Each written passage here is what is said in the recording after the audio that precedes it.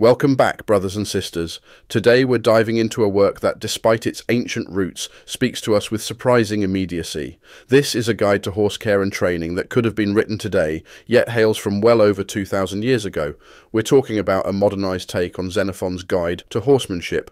This isn't just for the equestrians among us, but for anyone who's ever been captivated by the depth of history and the enduring connections between humans and animals. Through the lens of today's language, we've revitalized Xenophon's work while respecting the essence of his writing. It's pretty wild how little horse care good practice has changed over the millennia. If you are as passionate about bringing the treasures of the past into the light of the present, consider joining our journey on Patreon.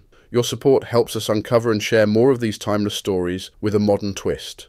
Now, let's delve into this ancient wisdom together and discover what it still teaches us about our lives today. On Horsemanship, by Xenophon of Athens. Having spent quite a bit of time in the saddle myself, I've picked up a thing or two about horses. So, I want to share some wisdom with the younger generation on how to handle these magnificent creatures the right way. It's worth mentioning that there's already a guide out there by Simon, who's got his own bronze horse statue in Athens, complete with a detailed engraving of his horse handling skills. But just because Simon covered some of the same ground doesn't mean I'm going to skip over those parts. If anything, it's cool to think that we've arrived at some of the same conclusions. And for anything Simon might have missed, I'm here to fill in the gaps. First things first, let's talk about how not to end up with a dud when you're horse shopping. Imagine you're looking at a young horse that hasn't been trained yet. Obviously, you can't judge its spirit or temperament straight away, so you start with the basics, the body, and the first thing to check, the hooves. It's like making sure the foundation of a house is solid before you fall in love with the interior design. No matter how impressive a horse looks, if its hooves aren't in good shape, especially for a war horse, it's pretty much a no-go. A horse with bad feet won't be able to show off any of its other qualities. When you're inspecting the hooves, the thickness of the horn is a big deal. A thick one is a sign of a healthy foot. Also, take a look at whether the hooves are high or flat. High hooves mean that the frog, that's part of the foot, stays clear of the ground, which is what you want. Flat hooves, on the other hand, put too much pressure on both the tough and tender parts of the foot, kind of like how it's uncomfortable to walk if you're bandy-legged. Simon nailed it when he said, "You can tell a good foot by its ring." A solid hoof hitting the ground should sound crisp, almost musical. Moving up from the hooves, let's take a closer look at the horse's legs. The bones just above the hoof, right before the joint of the leg, we're talking about the pasterns here, shouldn't be too stiff and straight like a goat's legs. If they are, they'll make for a rough ride and could get inflamed from the lack of give. But you also don't want them too low to the ground, or they'll get scraped up when your horse kicks up dirt or hits stones. Now, about the bones in the lower leg, the ones that are like the main pillars holding up the horse's body. They need to be solid, not just puffed up with veins or covered in too much flesh. If they're not solid, they'll swell up when you're out on a hard ride, and nobody wants to deal with swollen varicose veins on a horse.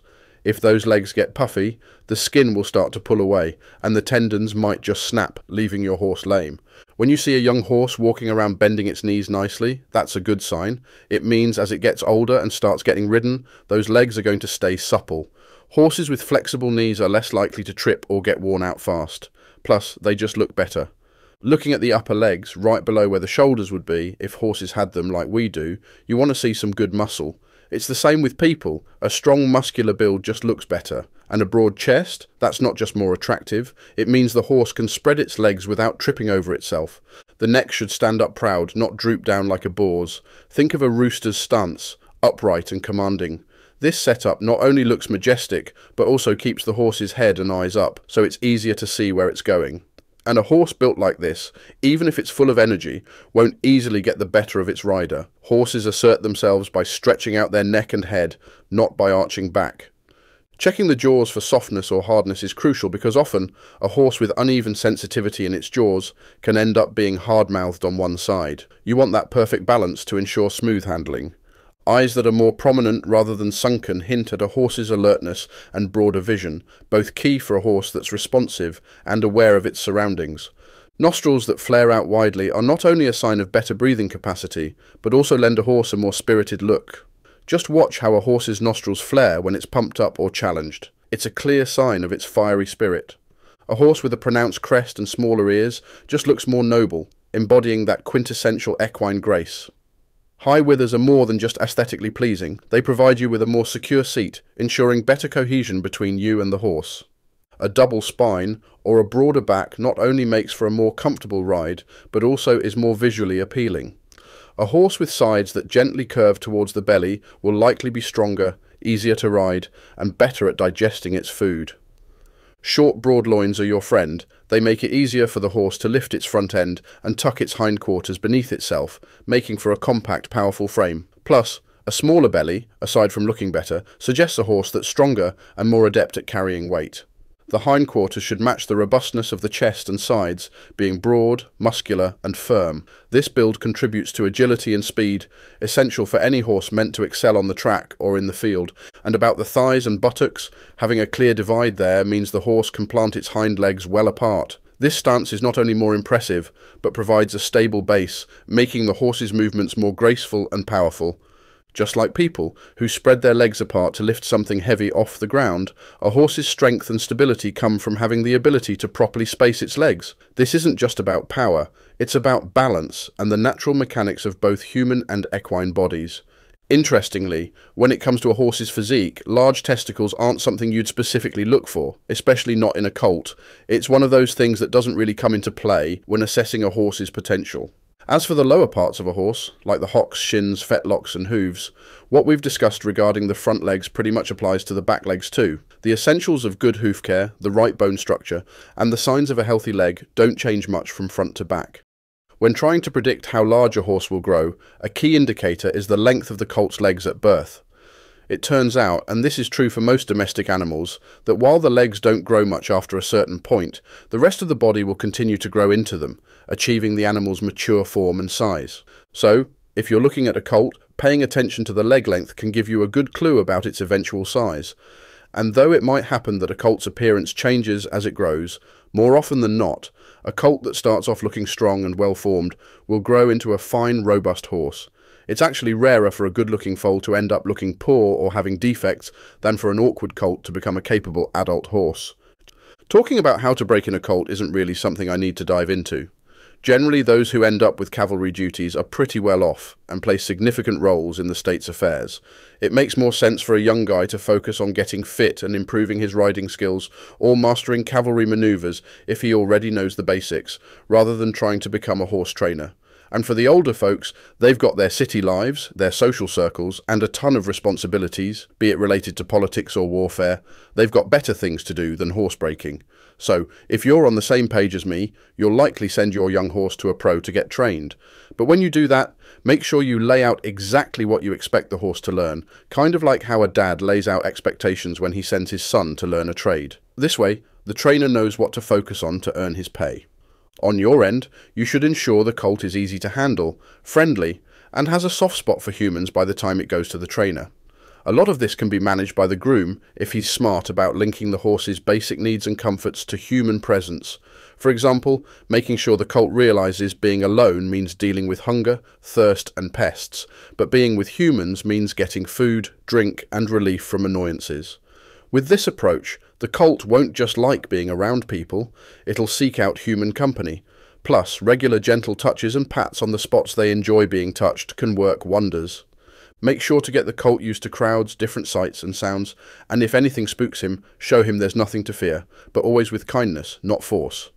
With these guidelines, I believe anyone looking to break in a horse on their own will find what they need to get started.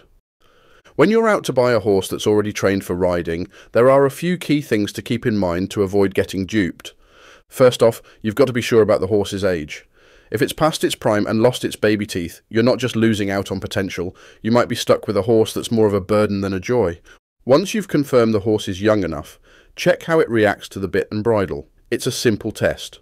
Watch how the horse takes the bit, and if it's cool with someone handling its head and ears. Then, see how it behaves when someone tries to mount it. Some horses really don't like the idea of carrying a rider, seeing it as just more work to do. Another thing to watch for is if the horse is too clingy with other horses. Does it freak out and try to run back to its buddies the moment you try riding it away? Or does it bolt towards a group of horses when you pass by? Some poorly trained horses even make a beeline for the stable instead of working out with you.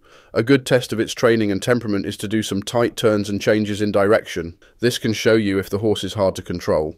Also, you should check if the horse can stop on a dime when it's running full tilt and if it responds well to commands to turn. It's crucial, especially if you're thinking of using the horse in any demanding situations. Just like with people, a horse that doesn't listen is a big problem. Imagine how frustrating it is when your servants or even troops don't do what you want. A horse that won't follow orders is more than just annoying. It can be downright dangerous. Considering you might want a horse for more action-packed scenarios, you've got to put it through the ringer. Have it jump over stuff, climb and descend steep slopes, and handle all sorts of terrain. These exercises test not just its physical shape, but also its courage and willingness to face challenges. Now, I'm not saying to pass on a horse just because it doesn't ace every single test. Some might not get everything right off the bat, not due to lack of skill, but simply because they're not used to it. With the right training and a bit of patience, most horses will get there, as long as they're healthy and not naturally scaredy cats. You definitely don't want a horse that's too jittery. It's risky for both you and the horse in tense situations. Also, keep an eye out for any mean streaks towards people or other horses, or if it gets easily spooked. These traits can make your life harder. To really get a sense of how the horse handles the basics like being bitted or mounted, try doing all that again after a workout. A horse that's still cooperative after putting in some work is showing good spirit and stamina. To sum it up, if the horse is sound, easy to handle, quick enough, can take on a bit of hard work, and most importantly listens to you, then you've probably found a good match. On the flip side, a horse that's either too lazy or too wild to easily control is going to be a handful, especially when things get tough. After finding and bringing home a horse you admire, the next question is, how should he be housed? Ideally, the stable should be located where you can easily keep an eye on him. It's just as important to secure his food from theft as it is to protect your own pantry. Overlooking this could be self-defeating, especially when you rely on your horse in critical situations. A secure stable does more than protect the horse's food. It helps you notice if the horse scatters its feed, a potential sign of health issues ranging from excessive blood, which needs veterinary attention, to fatigue requiring rest, or even the onset of indigestion or other illnesses. Like with people, catching horse diseases early makes them easier to manage. But a horse's care isn't just about food and exercise. Foot care is crucial. A damp or slick stable floor can ruin even the healthiest hooves. To prevent this, the floor should slope for drainage and be paved with stones that match the horse's hoof size, creating a surface that naturally strengthens the hooves through standing. Additionally, the groom should lead the horse out for grooming and ensure it's unhaltered after its morning meal to increase its appetite for the evening. For an ideal stable yard that further strengthens the horse's feet, consider adding a layer of hand-sized pebbles, about a pound in weight each, surrounded by an iron fence to keep them in place. This environment mimics walking on a rocky path, promoting hoof and frog strength even when the horse is just shifting around. Hardening the hooves is necessary, but don't forget to soften the mouth and jaws for responsiveness. The same treatments that soften human skin, like bathing, friction and oil, can also be applied to a horse's mouth. As a horse owner, it's key to make sure your groom knows his stuff when it comes to taking care of your horse. First off, the halter shouldn't be knotted where it connects to the head. If it's too tight, the horse might rub against the manger and get sores around its ears, which is a surefire way to make any horse cranky, especially when you're trying to put the bit in or groom it. The groom should also regularly clean out the horse's stall. It's easier for him and better for the horse if all the waste goes to the same spot each day. Whenever the horse is taken out, like for grooming or just to roll around, it should have a muzzle on if it's not wearing its bit. The muzzle stops the horse from biting without messing with its breathing, which means less chance for mischief. When tying up the horse, the halter should go above its head. Horses naturally throw their heads up when annoyed by something on their face. Tying them this way means they'll loosen the halter instead of breaking it. Start grooming with the head and mane because there's no point in cleaning the lower parts if the top is still dirty. Use all the regular grooming tools, but avoid harsh tools on the horse's back where the rider sits. Just use your hands to avoid any damage. The head and forelock should just get a simple water rinse since they're mostly bone, and you don't want to cause any harm. Those long forelock hairs help keep stuff out of the horse's eyes, kind of like the ears do for a donkey or mule. The tail and mane need a good wash to help the hair grow, making the tail better at swatting away bugs and giving the rider something good to hold on to. These parts, the mane, forelock and tail, are pretty much the horse's pride and joy, gifts from the gods for looks and functionality. For example, a female horse won't easily let a donkey near if her mane isn't trimmed, something mule breeders keep in mind. As for washing the horse's legs, it might be best to skip it. Daily washes can actually do more harm than good to the hooves, and over-cleaning the belly isn't great either. It bothers the horse, attracts bugs, and they'll just end up dirty again once you take them out. So, for the legs and belly, a good rub down is all you really need. When it comes to grooming your horse, doing it safely for both you and the horse is key. If a groom tries to clean the horse facing the same way as the horse, there's a risk of getting hit by the horse's knee or hoof. The trick is to face the opposite direction, stand clear of the horse's legs, and start cleaning from a safe angle to the shoulder. It's also smarter to approach the horse from the side rather than directly from the front or back. This way, if the horse decides to act up, you're in a safer position and have more control. When leading the horse, don't walk in front of it because you lose your protective stance, giving the horse too much freedom. Also, avoid letting the horse walk ahead on a long rein. It's risky because the horse can easily start acting out. The safest way is to lead from the side, keeping you in control and ready to mount quickly if needed. Putting the bit in the horse's mouth should be straightforward. Approach from the horse's left side, drape the reins over its head and gently offer the bit. If the horse resists, a gentle thumb inside the jaws or slight pressure against the teeth usually convinces it to accept the bit. This makes the horse more willing to take the bit over time, especially if it associates the bit with positive experiences like feeding or returning from a ride. Knowing how to help someone mount the horse, like the Persian method, is useful, especially if the rider is injured or not as mobile. It's a nice touch for assisting both yourself and others. Remember, never approach your horse in anger. If the horse is nervous about something, show it there's nothing to fear by touching the object yourself. Forcing the horse only makes it more scared. If the groom can help the horse lower its back for easier mounting, that's great. But a good rider should practice how to mount without assistance, just in case you're dealing with a different horse or don't have a helper at hand. Once you've got your new horse and are all set to get going, here are some tips to make mounting up safe for you and comfortable for your horse. First things first, grab the lead rein lightly in your left hand without pulling on the horse's mouth, no matter how you're getting on, whether by pulling yourself up by the mane or vaulting on with a spear. Use your right hand to hold onto the reins and a bit of mane near the shoulder so you don't accidentally yank on the horse's mouth while hopping on. When you jump up, push off with your left hand and reach up with your right, keeping your leg out of the way so you don't knee the horse on the way over. If you're leading your horse with your left hand and holding a spear in your right, it's a good move to practice mounting from the right side too. It's pretty much the same drill, just switch sides. This skill means you're ready to hop on and get going quickly, no matter the situation. Once you're up, whether bareback or on a saddle, think of standing rather than sitting. This stance helps you grip better with your thighs, stay balanced, and makes it easier to throw a spear or punch if needed. Your legs should be relaxed below the knees. Stiff legs are more likely to get injured. Keeping your upper body flexible means you can reach further and stay on during a surprise move. Before anything else, make sure your horse stands still until you're all set with your gear and have the reins even. Keep your arm close to your side for better balance and control. For the reins, go for something sturdy yet easy to hold so you can grab your spear without fumbling. Start off at a walk to keep the horse calm. If the horse's head is low, lift the reins a bit. If it's high, lower them to show off its best posture. When you move into a trot and then a gallop, it'll help the horse loosen up without strain. Timing the transition to a gallop when the horse steps with its right foot makes for a smoother start. Practicing turns, like the vaulter, gets the horse comfortable going both ways. We prefer an oval track over a circle, since it keeps the horse eager to turn after going straight for a while. Slow down at turns, especially if the ground's tricky, to prevent falls. Avoid pulling the horse around with the bit, or leaning too much yourself when collecting after a turn. A little goes a long way, and you don't want to end up on the ground. Speed up after a turn, mimicking how you'd move in battle. When you've had a good session, give the horse a break, then practice sudden starts and stops and quick turns, skills you'll thank yourself for mastering later. When it's time to dismount, do it away from other horses or people, and especially not outside your training area. Let the horse relax in the same place where it worked hard. This routine helps the horse associate hard work with well-deserved rest and praise, making your training sessions something it looks forward to.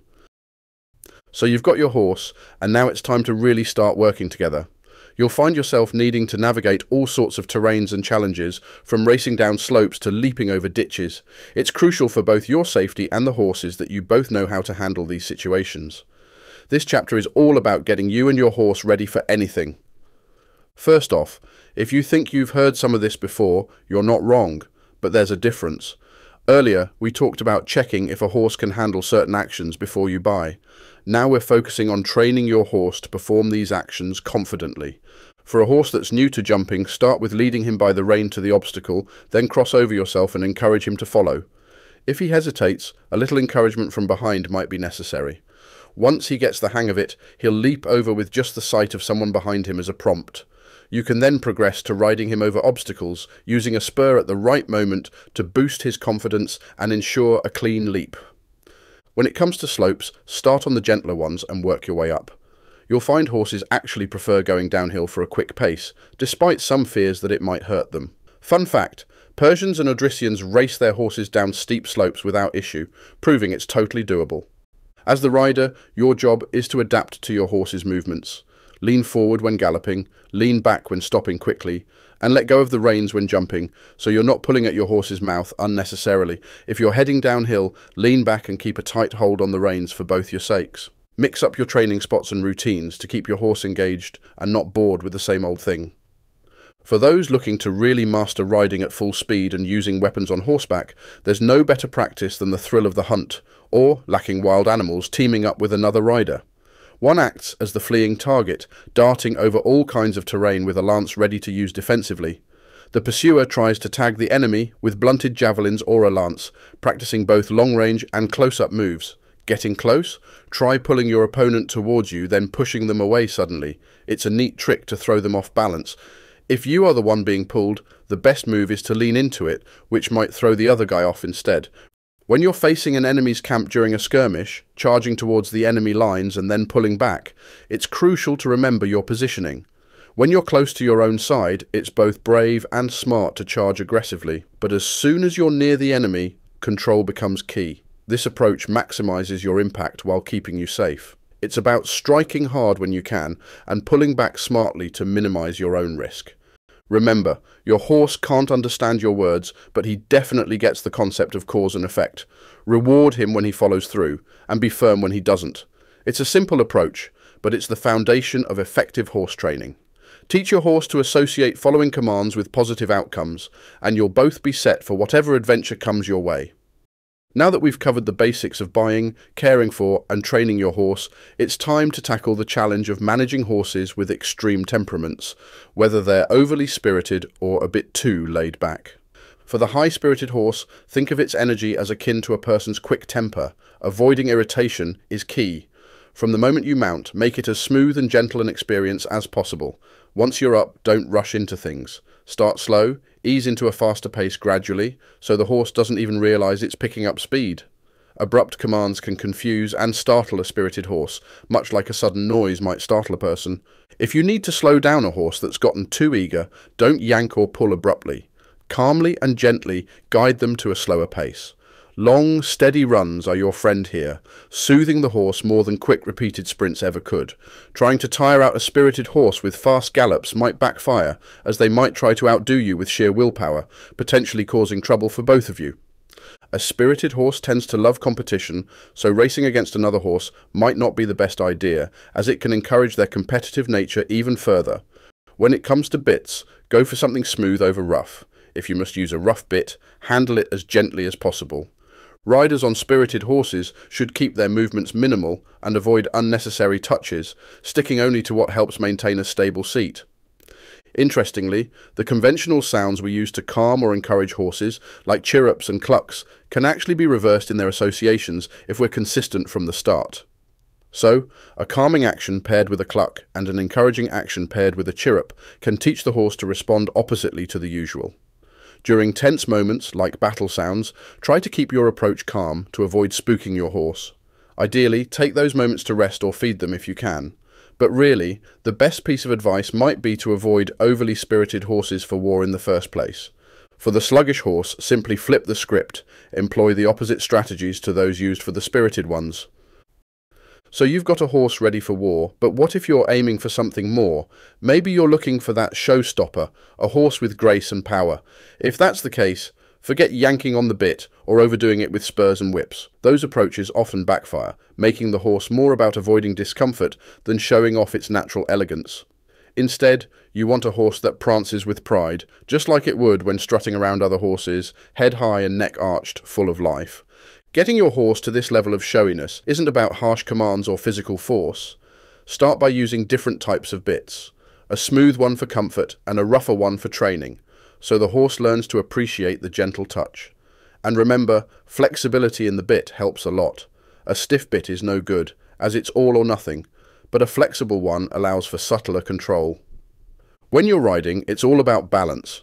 Don't be too harsh or too soft with the reins. Encourage your horse to raise its neck and arch gracefully by easing off the bit as soon as it responds correctly. Reward good behavior immediately. It's the key to making training enjoyable for the horse. A horse naturally loves to move fast. It's in their spirit. Watch a horse given its freedom. It'll choose a trot or a gallop over a walk any day. So training should tap into that joy, not turn it into a chore. Pushing too hard takes the fun out of it for both of you. When your horse gets really good at riding, especially after mastering how to start cantering with just a nudge, you'll see something awesome. If you gently pull back on the bit while signalling him to go, he might get a bit frustrated at first, but then, when you let him loose, he'll burst forward, full of energy and pride. It's like he's showing off, moving with a majestic kind of grace, as if he's strutting around other horses. People watching can't help but admire him. They'll say things like, "Look at that magnificent horse, so eager with such smooth moves and high spirits. He carries himself like he owns the place. That mix of elegance and power is breathtaking."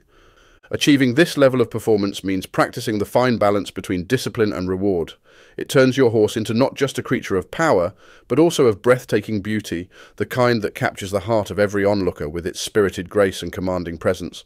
This approach isn't just about making your horse look good, it's about respecting and enhancing its natural instincts and joy in movement. If you're dreaming of a horse that not only performs well in battle, but also turns heads in a parade, you're looking for a special kind of horse. Not every horse can strut with that extra flair. You need one with spirit and a powerful build.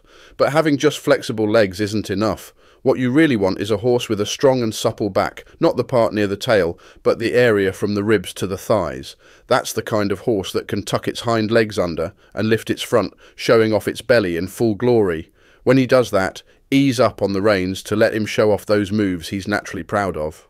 Some folks try different tricks to get these results, like prodding the horse under its legs or having someone run alongside with a stick.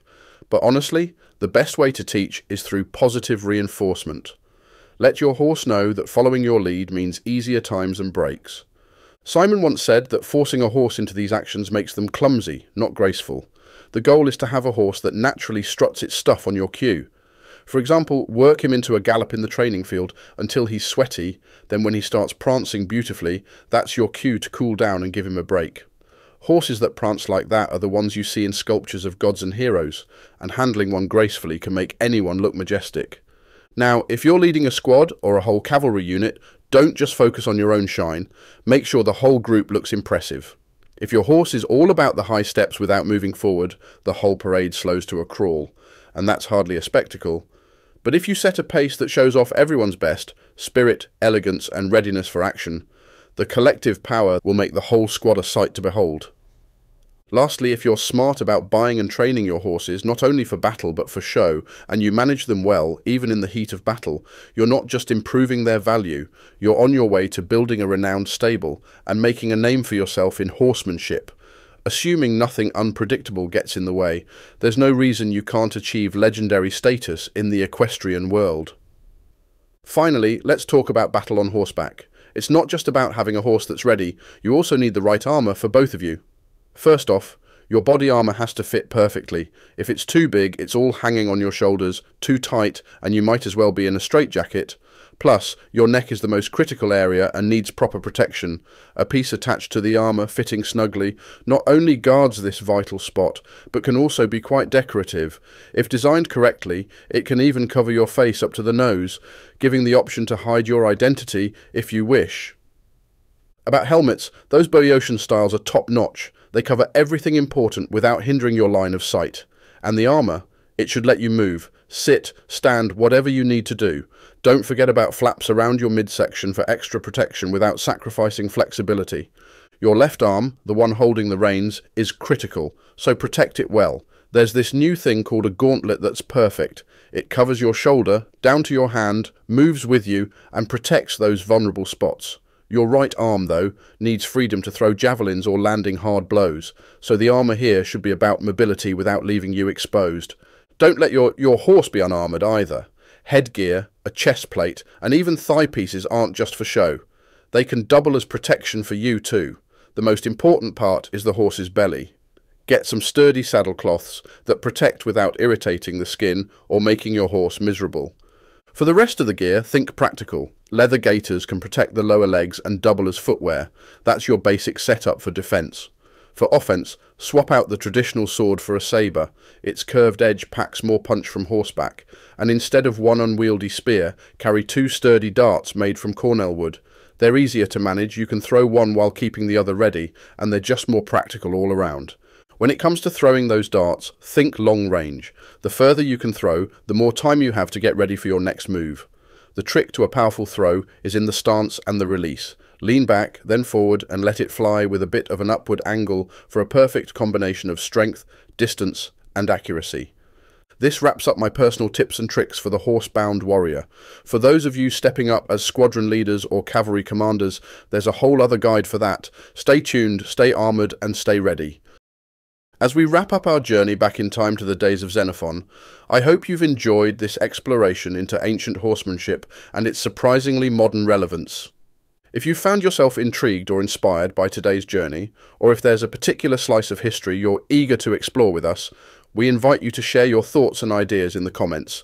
Every story we share is a thread in the rich tapestry of our past, and your insights help us weave these narratives together.